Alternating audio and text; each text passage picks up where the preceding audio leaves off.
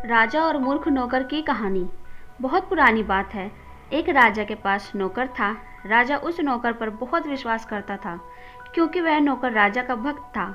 नौकर राजा की पूरी मन से सेवा करता था, लेकिन नौकर बिल्कुल मूर्ख था। उसे कोई भी काम ठीक से समझ नहीं आता था।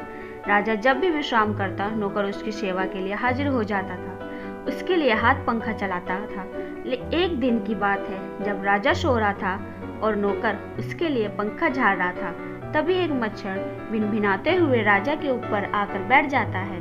नौकर उस मच्छर को पंखे से बार बार भगाने की कोशिश करता है, लेकिन मच्छर उड़कर कभी राजा की छाती पर, कभी सर पर, तो कभी जांघ पर जाकर बैठ जाता था।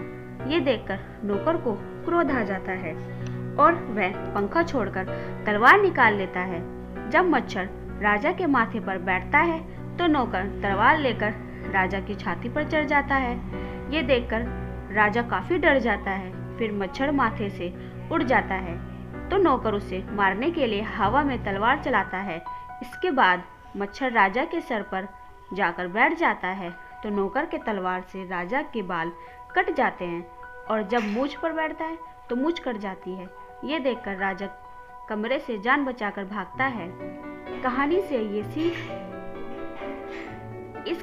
ये सीख मिलती है कि किसी मूर्ख को ऐसा काम ना सौंपे जो बाद में आपके लिए ही खतरा उत्पन्न कर दे।